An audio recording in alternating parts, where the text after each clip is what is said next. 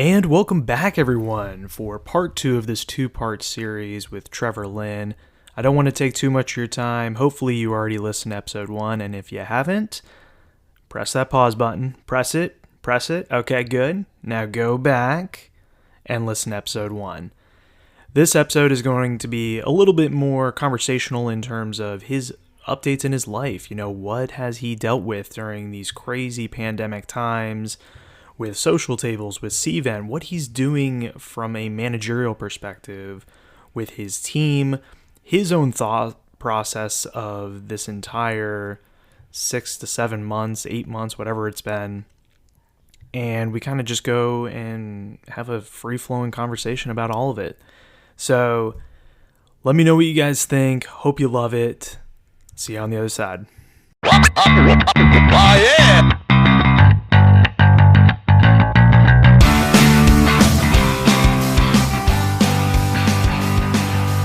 Welcome back, everyone, and thank you for tuning in.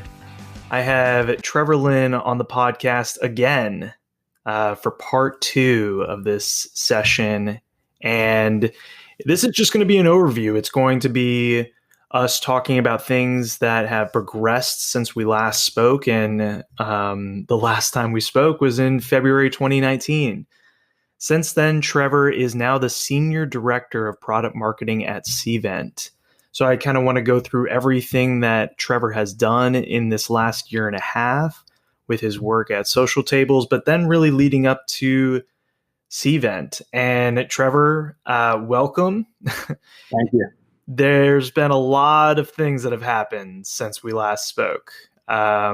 We are in a global pandemic.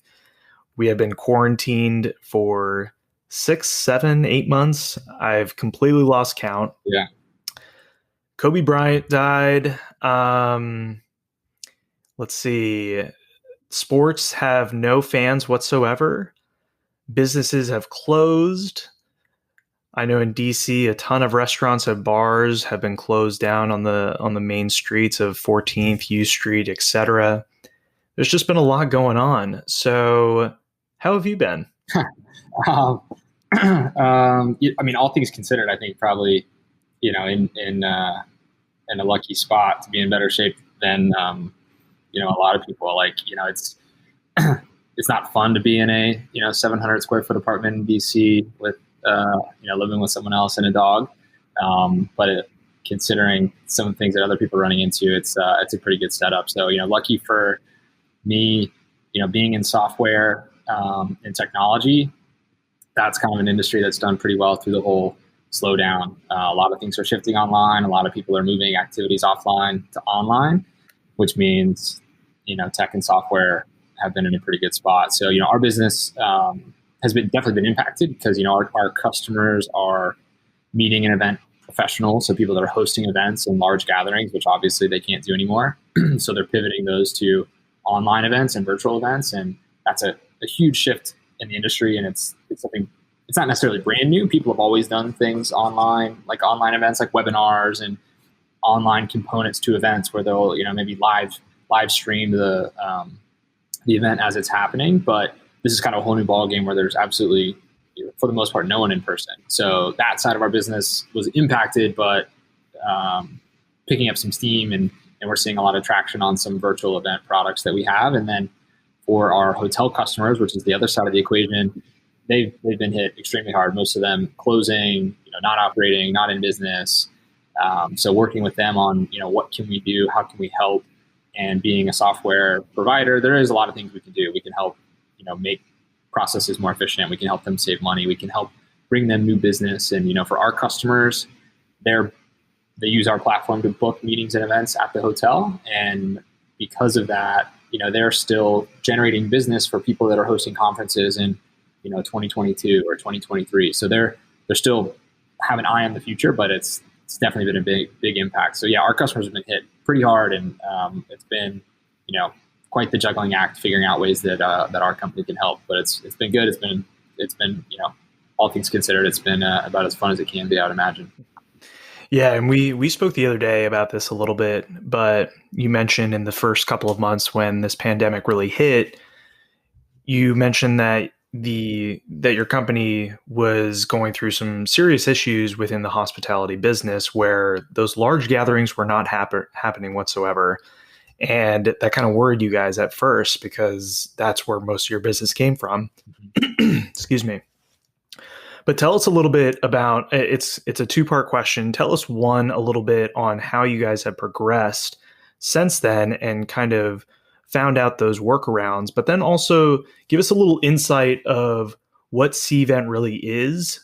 I know the last time that we spoke, Social Tables was acquired a few months before our interview. So just give us a little sense of what Cvent really is. Yeah, sure. So Cvent's kind of the number one event management and marketing software. That's kind of like one side of the business. So if you've ever gone to a conference and registered online, and then you show up and you get your badge scanned, and you're showing up to sessions, and maybe there's a mobile app telling you what sessions are in which rooms and who's speaking. That's all Cvent technology, and Cvent's the leader in that space. And then the other side of the business is hotels that are trying to attract meeting and event planners to their space to host those events. And so there's a lot of marketing to the meeting planner community, and then also software to help operate and manage everything that goes along with a hotel hosting an event. So we're kind of the full end to end on the event meetings world, and both for the people planning it and for the people hosting it. And yeah, so it was kind of like I said, it was a huge change of pace for our industry to be kind of hit like this. Pretty much something that the industry's never really faced before in any sort of modern time.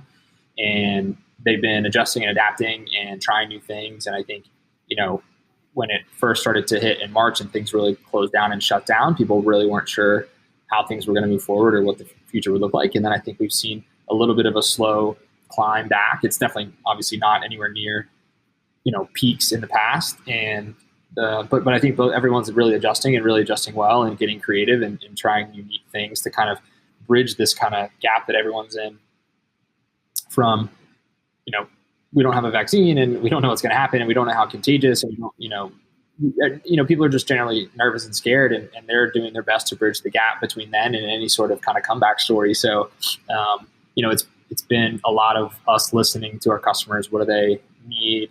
What are they looking for? What do we have that we can leverage and help them kind of get through and bridge that gap? And so it's just a lot of talking to customers and being on the front lines with them to understand what we can do and how we can contribute. So it's been good. It's kind of like a fire drill of sorts to really figure out what can we do with our platform that's established with tons of customers that can help them through all that. So it's been a lot of kind of brainstorming, ideating, and then testing things. And a lot of them don't work and some of them do work. So that's been an interesting part of the job. Yeah, one of the things that I realize in our discussions too is you're kind of almost like a therapist in a way when you talk to these customers. You're in this industry where in the beginning when all of these issues started to happen, everyone panicked, everyone started to freak out, and you're there to try and hold up this company. At the same time, your understanding of your customer and why they're freaking out. So do you feel like you're more of trying to innovate at the same time, or do you feel like you are more of a calming sort of voice to reassure them that everything is going to be okay if we implement these tools, or is it a little mix of both? Yeah, I think it's definitely a mix of both. And what we have isn't a great fit for every hotel or every event planner. But I think more than anything, it's kind of helping them from a different perspective, understanding how to use the platform, because people that create software, they have a lot of use cases and applications for how a customer could use them. And in general, the customer uses them for the kind of the top one or the top two reasons that make the most sense. But in this situation, everything kind of flipped on its head. So the number one use case or the number two use case might not be the use case anymore. And so the customers, they don't always know, I can kind of look at this a different way and still use this product to achieve what I was doing before. So, like from an event registration standpoint. People used to register for an event, put in all their information, and then show up on site, get their badge, and go to all their sessions. So you would say, oh, well, what do you need registration for a virtual event? You're not going anywhere. You don't need a badge. Well, you still need to, get access to the event. The organizer still needs to know who's attending and have they paid or not, which sessions do they need to go to, and all that translates online to virtual. But it just wasn't obvious at the start. So it was kind of one of those things where it's like, oh no, events aren't happening. Customers thinking, well, maybe I don't need this to pay for the software anymore. But then as they start to realize, wait a second, I can move all my events online. I need the software now more than ever, because literally without software, I can't do a virtual event. All of a sudden it clicks and it just totally changes the game. And we're seeing that take off like crazy. So it's definitely, I think the key thing is listening to what do they want to get done? What do they actually want to achieve? And being honest with ourselves of where we can help and how we can help them get there. And then kind of bringing that to them in a way that they're able to adopt it. And it doesn't always work. Some events it doesn't make sense, or some customers are genuinely shutting down. So, we're less helpful in those situations. But for a lot of people, we've been able to help them adapt and take something that historically they would have done, in person and move it online. Yeah. Have you kind of found customers that maybe you reached out to in the past, or you knew not to reach out to them because historically they did things more in person or in a completely different way? Are you seeing that a lot of those customers are kind of coming to you now and looking for that type of software? I mean, obviously you don't have to disclose any of those customers, but I'm wondering in terms of the marketplace, if that's where we are moving towards now with this hotel hospitality industry. Yeah. So yeah, it's a good example.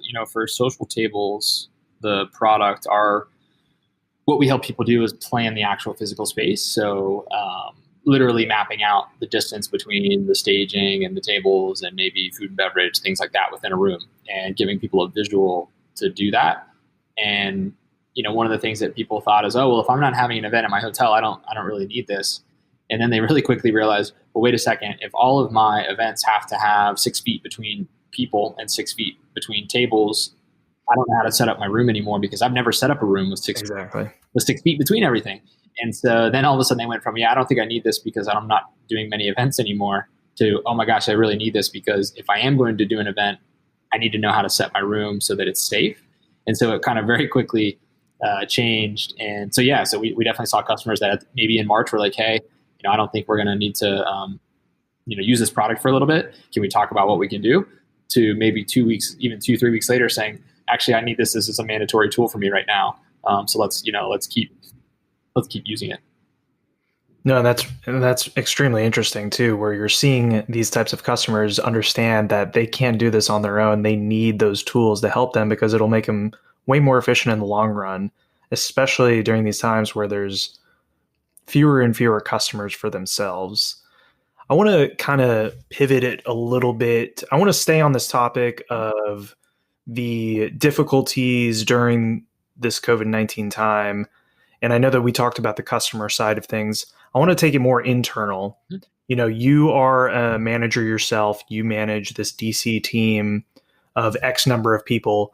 What type of things are you seeing during these COVID times and adjustments that you have made to the people that you manage? And what are you telling them? Obviously this is an extremely tough time in terms of work, productivity, mental health hacks. What sort of things that you as a manager are you telling the people on your team? Yeah. I mean, it's like, it's really difficult on a lot of levels for people, because more so than ever, generally I think people come to work, and not always, but a lot of times they kind of leave a lot of their personal life stuff. They don't bring it to work a lot of the time. Let's just, but when people are working from home, you can't, expect someone to not, have their personal life impact work. And so I think from a management standpoint and a company standpoint is, just understanding and being flexible with people, right? So all of a sudden you have, with thousands of employees across the world. So, you start dealing with different regions, right? So different regions are coming back faster than others, or more locked down than others, or they're going through different waves. You have to keep that in mind. You have to keep in mind people's living situations, right? Do they live alone? If they live alone, there's probably a different set of things you want to keep in mind for that person in terms of, are they getting enough time with coworkers? Are they getting enough, interaction with other people to stay happy? Do they live in a city by themselves and don't know anyone, or do they have friends and family around? So you have to keep that in mind. Maybe they have roommates, and maybe the roommates aren't the best, most conducive, way to live and work in the same place. They might be taking care of kids. They might be taking care of family members. They might be taking care of parents. They might have their own health issues that they have to deal with and be concerned about, right? They have their own mental health and stress that they have to deal with, but then they also have the people around them as well. And then on top of that, we have just everything happening from like a Black Lives Matter movement standpoint as well. So you got a lot of social things happening on top of all this, and you got a presidential election coming up. So I think you have to keep all that in mind when you're talking to people and when you're working with people and when you're asking, for their time and their energy, and just realizing that it's, you always have to treat people kind of like their individual self, but now it's way more apparent and not something you can kind of just breeze over, in my opinion. So I think you really have to work with each individual person on the team, and then also be thinking about the whole team when you're doing things. Office culture is a big thing, and that kind of goes away when everyone's online. So you have to be thinking of ways, how do you keep building that office culture and those interactions and bring teams together and bring people together? And a lot of people are tired of Zoom, right? They're tired of it's exhausting. They're tired of looking at all the little squares on the screen and all the faces, and they do it all day. So then you're like, oh, let's do this fun thing as a team together. Well, that might not be fun for most people at that point, because like they've spent all day on these screens. So I think it's the little things. I think it's a lot of recognition. It's a lot of acknowledgement.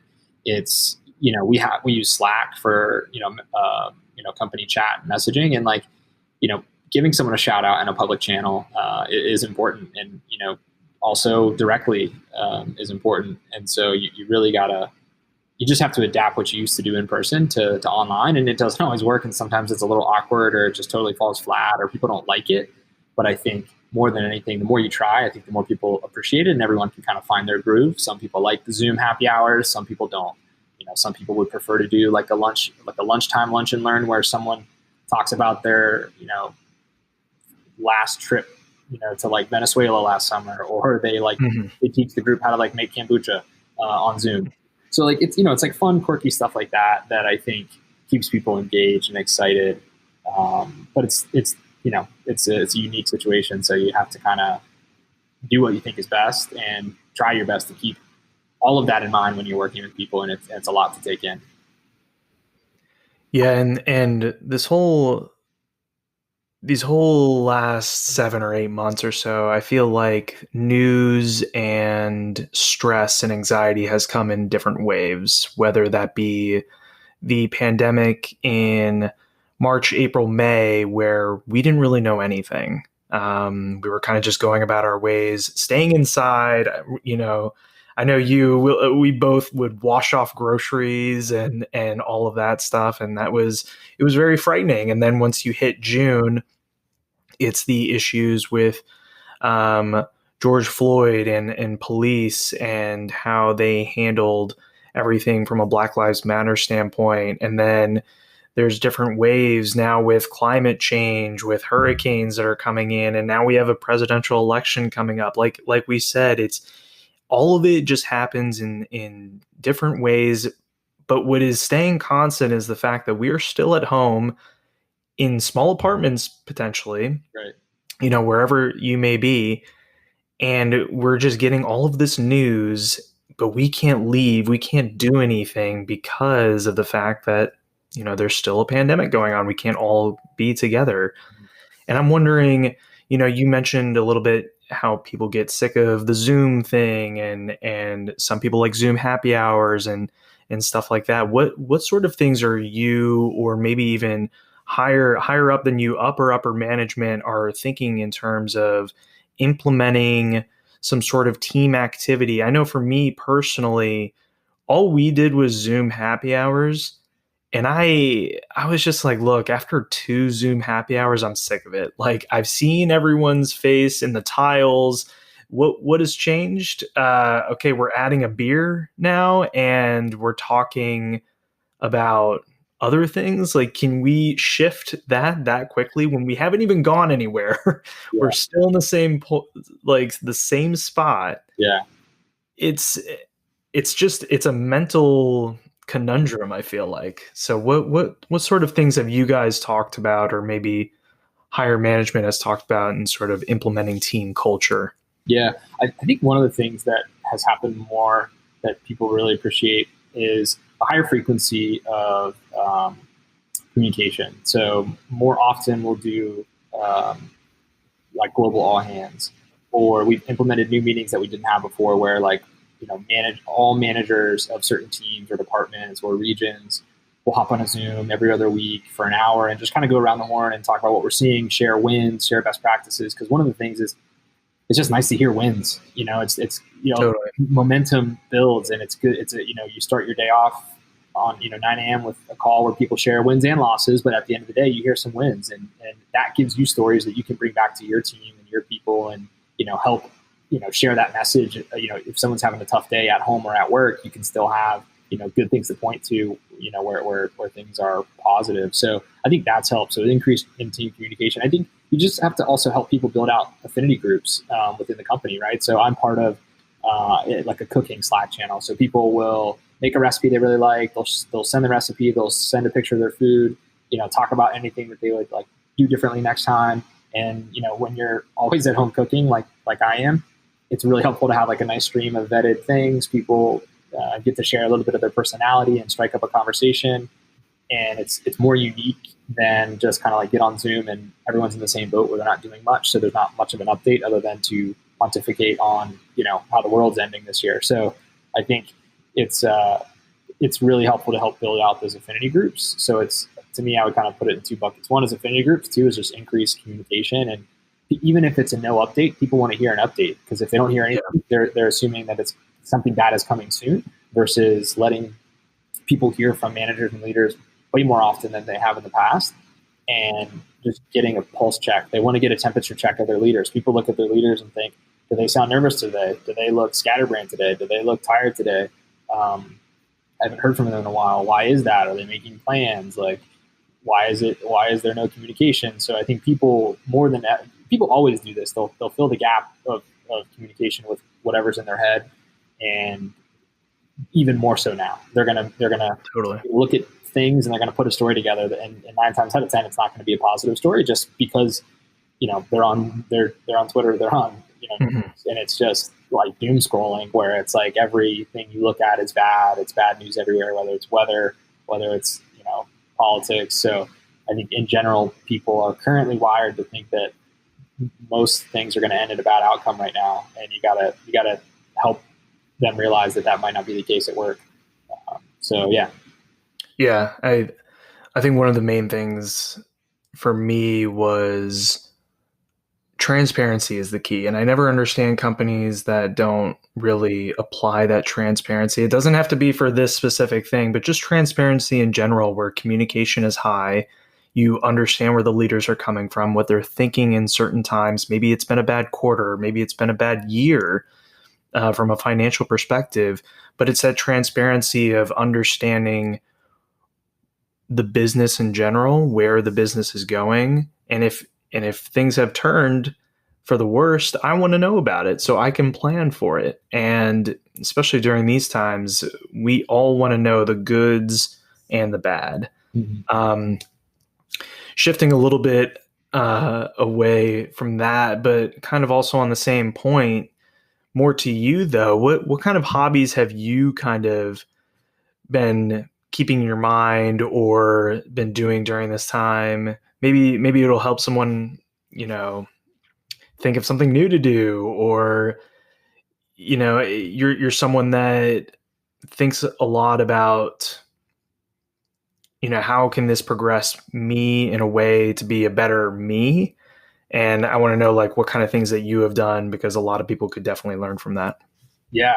Well, I think my my first thought is I'll definitely share some stuff that I do, but I think at the end of the day, the key thing, in my opinion, that people should keep in mind is when you're kind of looking at your day, you have to kind of think to yourself, you look at your schedule, look at what you're going to do. And then if you just like pause and think and look at your calendar and all the stuff you want to get done, and you think like, okay, well, how much of this am I excited for? How much of this do I enjoy? What part of my day is the part where I'm choosing what's going to make me happy, and I'm going to do something fun for myself. I'm going to do something that I enjoy. And if you look at your calendar and you don't have anything like that on it, I would highly recommend just being a little more purposeful and thoughtful about that, because Mm-hmm. if you just kind of like wake up and like do whatever you think you're supposed to, you might realize at the end of the day, like you did a lot of things and none of them made you happy, or you did a lot of things and they were all for other people. And if you don't take care of yourself a little bit, it's going to be really hard to kind of keep your energy up and keep doing things. And that's going to be different for everyone. And so for me personally, kind of the way that I approach it is I did something similar like that. I was like, I had a couple of days or weeks where I was just like, I am not having a good time. And not to say everyone should be having the time of their lives right now. No. It's work from home. It's not and everyone should not be on like a spiritual sabbatical. Like that's not what I'm saying. But I think at the end of the day, you can look at what you're up to and say to yourself, like, okay, well, like I need to put in here something that I enjoy, and I should do it at a time of day when I can always do it. I should give myself enough time where I can, really enjoy it and try something out.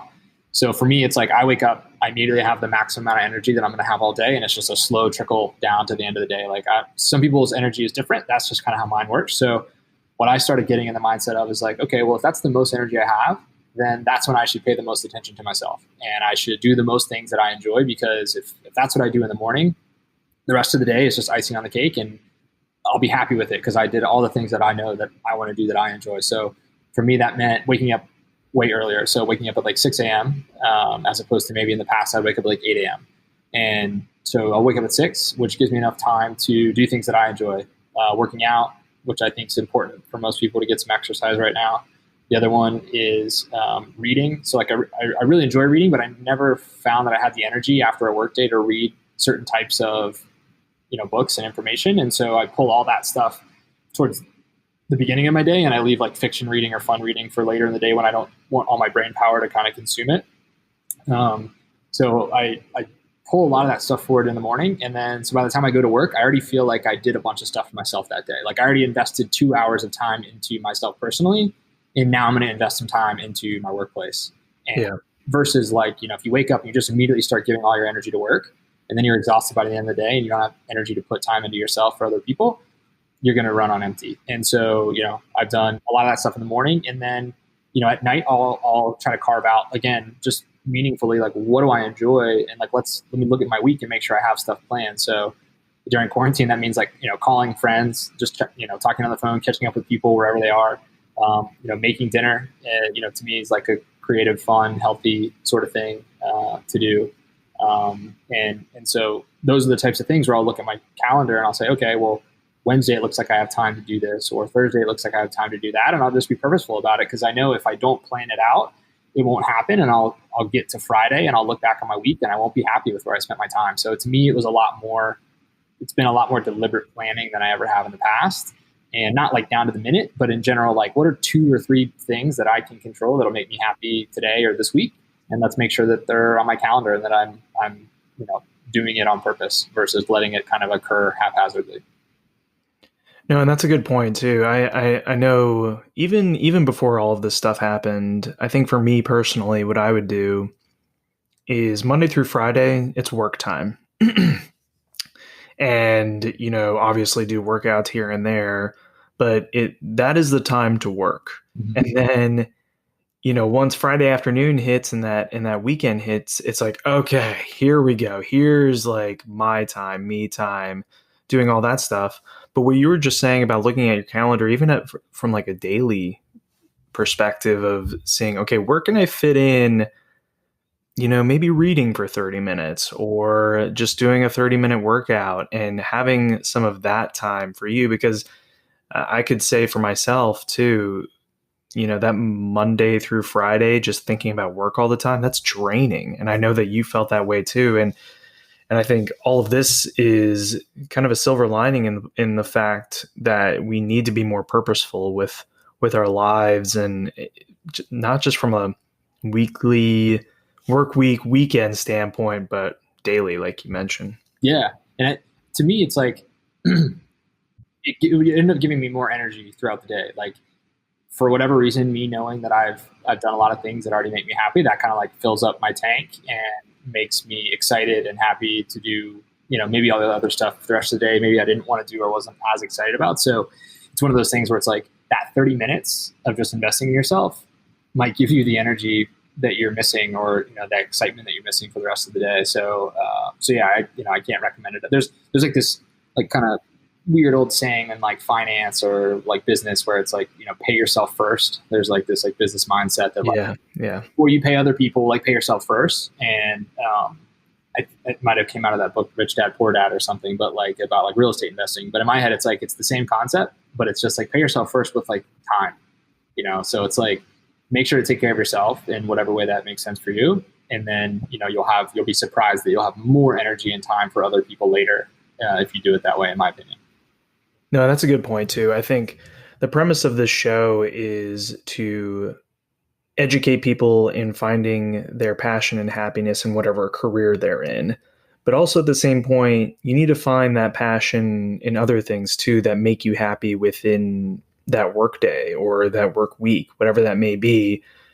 You don't just want to be going home and sitting and watching TV and doing absolutely nothing. I mean, if that's what you want to do, then sure, go ahead and do that. But you want to be purposeful, and you want to keep educating yourself and learning. So I do think that's a really good point. Yeah, and I agree with you. It's like as long as you're doing it on purpose and you're doing it, that's all. I think that's the main thing. So like if what you want to do is like watch Netflix and hang out and not too much, go for it. Just don't do it unconsciously. Just do it consciously. And I think if people just do a quick, gut check of, am I doing something consciously or unconsciously? I think they'll realize they might change up what they do in a given day. Definitely. So you mentioned, during the workday and even before the workday, your escape is really reading, working out, whatever that may be.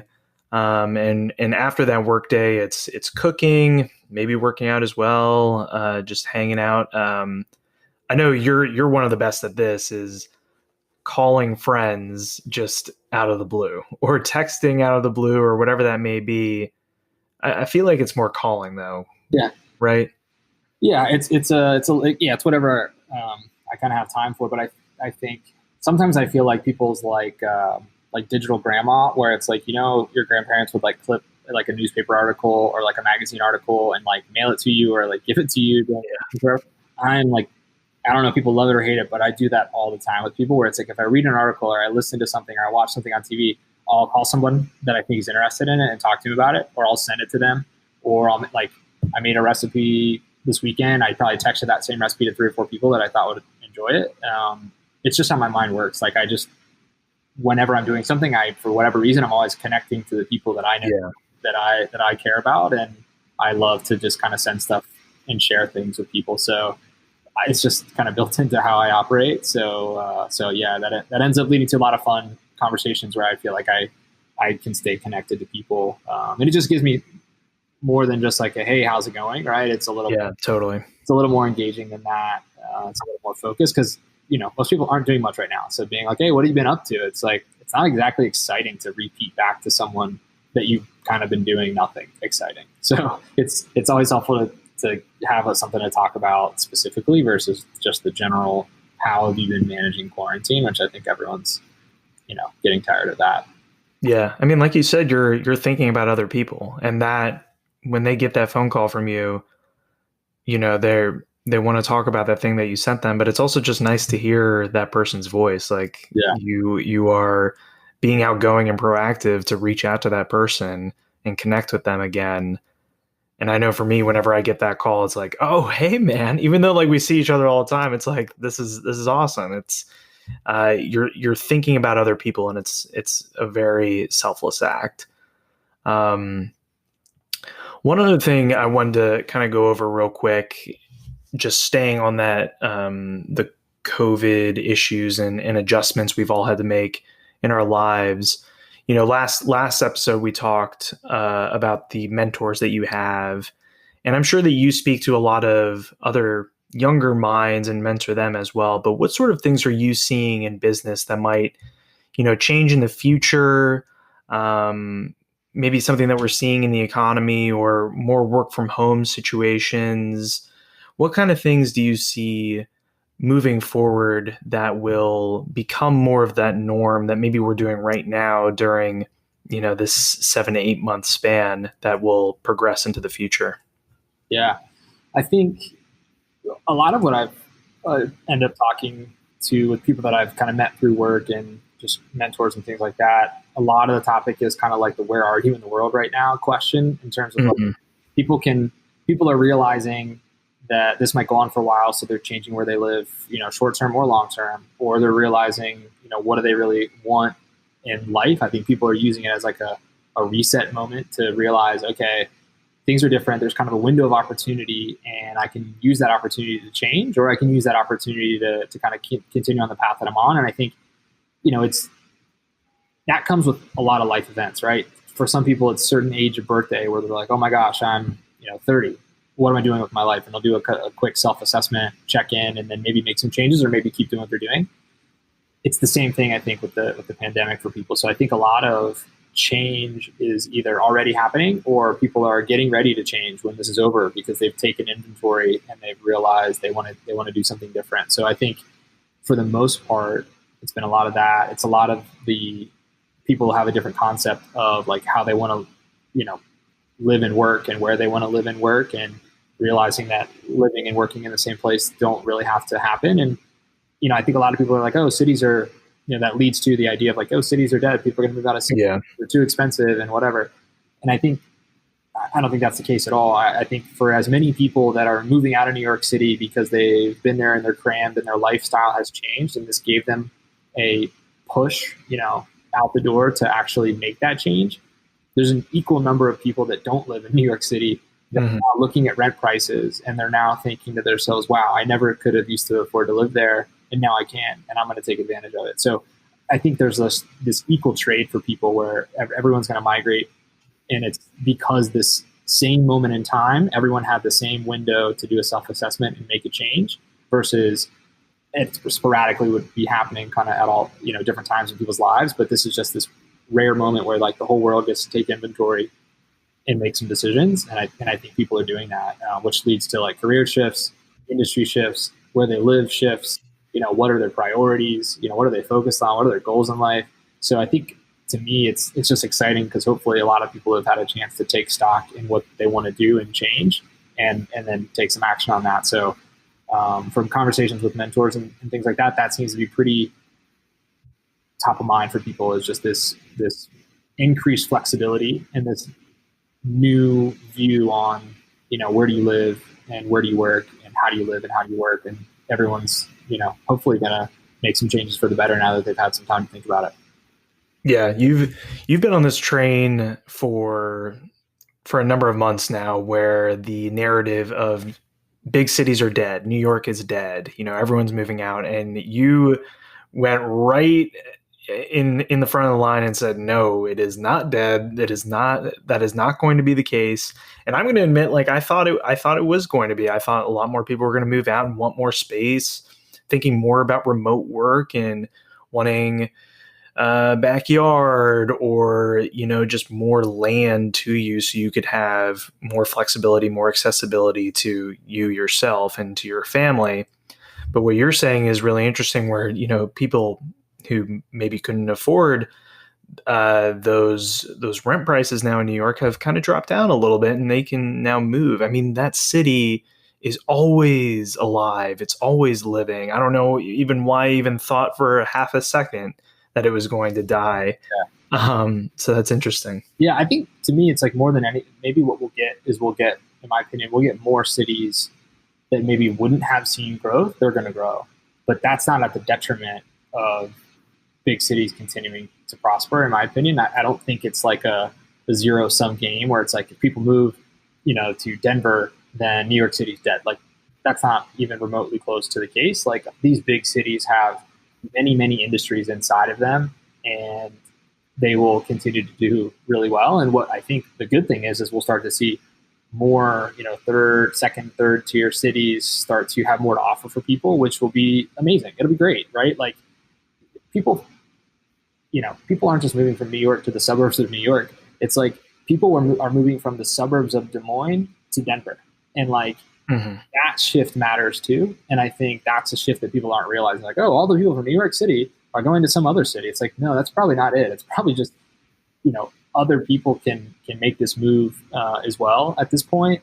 And or not to mention, people can start to get jobs living in the Des Moines suburb for the tech company that is based in Denver. So, you know, people's lives will be able to shift. But at the end of the day, what I think is that is your proximity to HQ is going to be helpful. It's always helpful. In-person communication will always be helpful. Maybe that migration happens where you don't need to be anywhere near HQ and you can be in a cabin in the woods in Canada and, make your way to VP of a large company. I don't think it's going to happen in my lifetime, but maybe in some lifetime it does. But so I think people are still going to want to gravitate, be around people. The ability, just the density of the network of a large city is so crucial. Where like you already see it happening with work, right? Like who you maybe work close to at work, you're less close to because you just don't see them. You don't have that like run in the kitchen or the run in to get coffee, and those relationships a little bit fade away.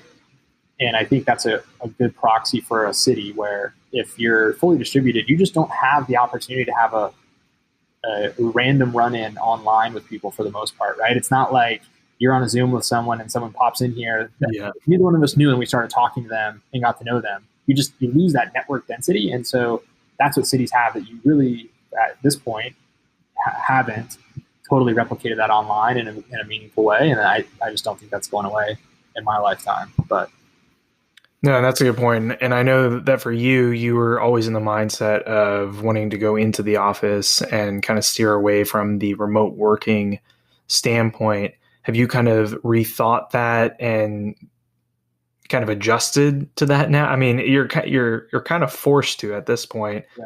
but are you now thinking in terms of, okay, can this position, whatever this may be in the future down the line, is it remote? Do I have that flexibility? Or to you, is it still, I still want to be close to HQ and go into the office 5 days a week and do that normal thing?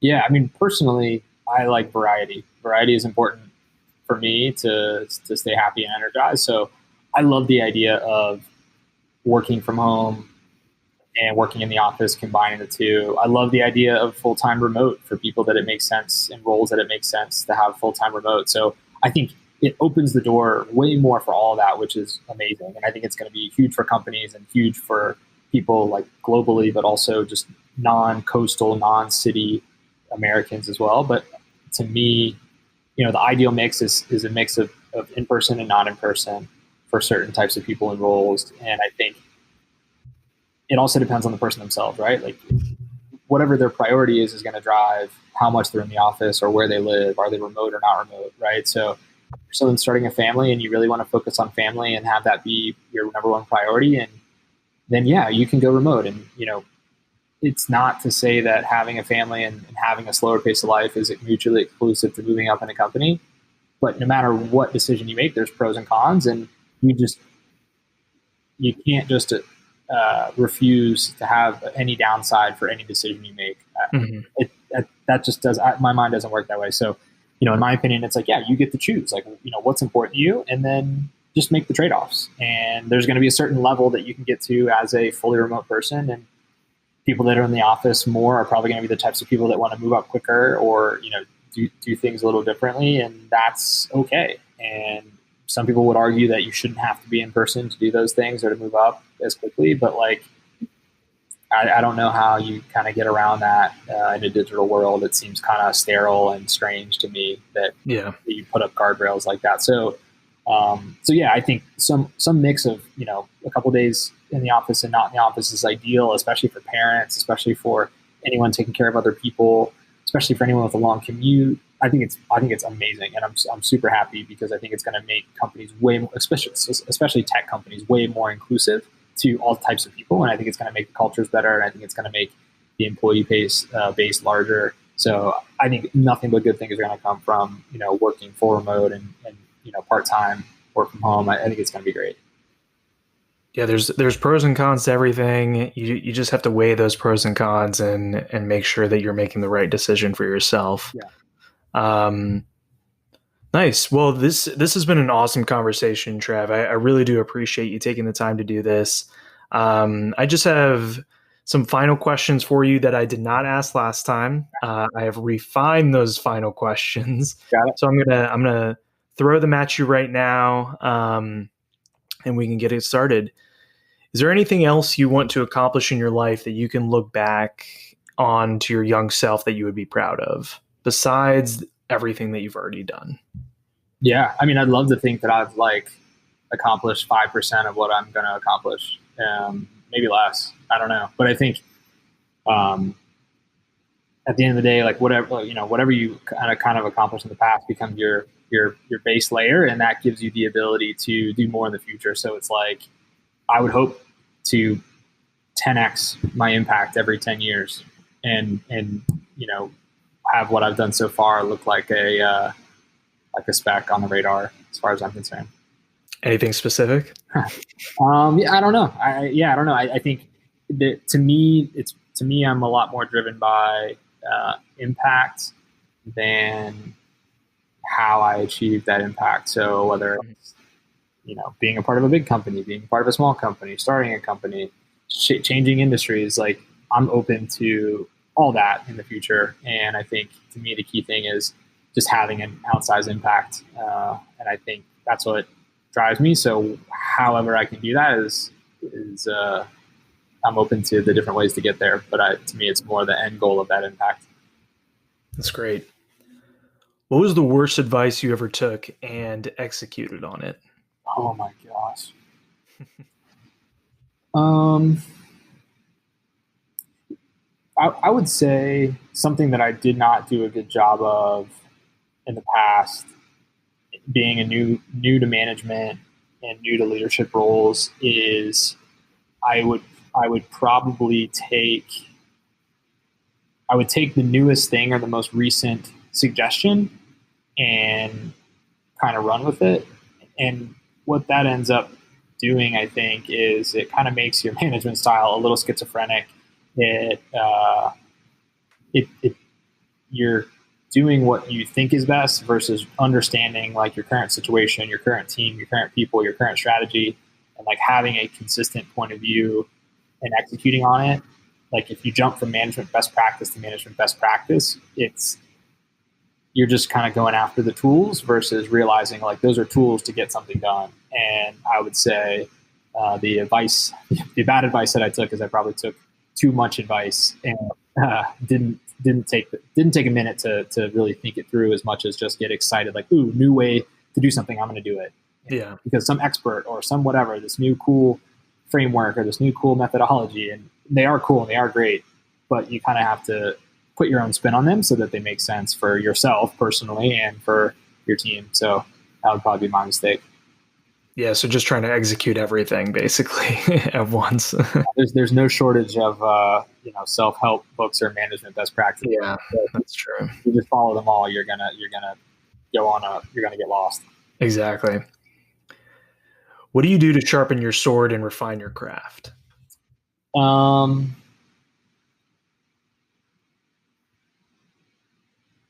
It's probably two things. One, I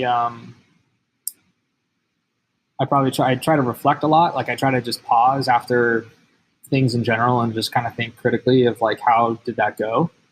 Did it go well? Did I do a good job? Was the way I delivered something effective? If I could do it again, well, how would I do it differently?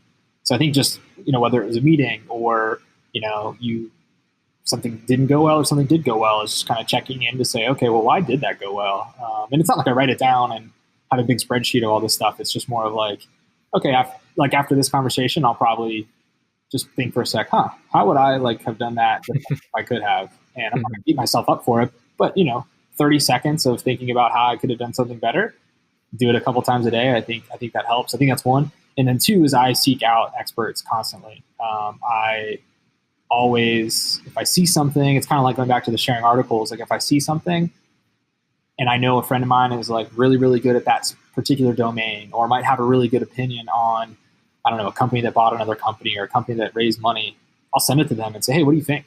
And they're a really smart person. They're an expert in that area, and they're going to share with me what they think. And I really appreciate that. And I think that helps kind of give me more perspective or in different perspective. Or I'll often, send something to someone that I know has a different opinion than me on how the world works, and I'll just, a little friendly back and forth, just to kind of spar a little bit and, see what they think versus what I think. So I think it's a lot of just checking in and talking to experts or people that have a different opinion than I do.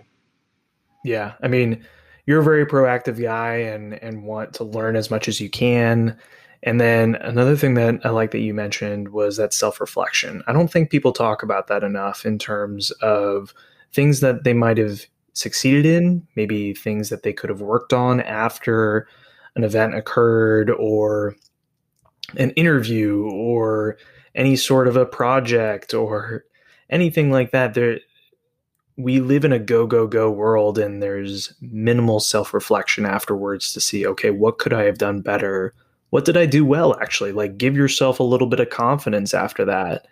I do think that that's something that everyone can work on. And me personally, I am always go, go, go. I don't self-reflect, and I need to do that more. And that's something that I'm going to be mindful of. Last one, Trev, where can people find you? Social media, anything like that? Is there anywhere that, I know that you're not the most prevalent, Instagram, Facebook, whatever that may be, but is there anywhere that people can find you, that you do a lot of interacting? I think people can email me. So it's just Trevor, TrevorHlynn @gmail.com. And if people email me, I'll get back to them. I think my social media use has declined precipitously since the start of COVID. I just haven't found a lot of value in it. I think to me, getting off of all those platforms, I am like 10x more calm and happier, because for a while there, I was just refresh and scroll and refresh and scroll and refresh and scroll. And I finally got to the point where I would go to open my phone and open one of those. But right before I would, I'd be like, there's nothing in there that I want. I do not want anything in there. And I would just put it back in my pocket. And then I just, deleted all of them. And there's just not a lot of goodness right there right now. And I think there used to be in the past, and maybe I'll go back to them in the past. But for now, none of it's very helpful for me. So I haven't been on there much. So yeah, just emailing me directly is the best way to get in touch. And I'm happy to chat with folks. Nice, man. Yeah. Stay away from those black holes for sure. Yeah. They can be pretty bad. Trev, I want to thank you again for taking the time to do this. I know that we did one previously. So for all of our listeners that did not listen to that first episode, please go back to listen to that one of part 1, where Trevor kind of goes through his upbringing, how he got into social tables, and what his thought process was of that. Then listen to this one to kind of go over everything that has currently happened in today's time. But Trev, thank you again. Really appreciate it, and hope you have a good one, man. Yeah, thank you. Appreciate it, man. All right. Thank you all for listening. I hope you got something out of that conversation. I want to thank Trevor for taking the time to do this 2 separate times in 2019, 2020. Really do appreciate that. And thank you all for listening, of course. But if you're not already, please subscribe, rate, and review on Apple Podcasts, Spotify, Stitcher, wherever you find your podcasts. You can also find us on Twitter, Instagram, and LinkedIn. We're going to be posting clips and everything like that, so you guys can see when we're releasing episodes. But thank you again. Hope you got something out of it. This one was a little bit different in terms of, passion and happiness. We wanted to have more of a conversation about, what's going on in today's world. But again, thank you so much. Hope you enjoyed it. We'll catch you next week. Much love.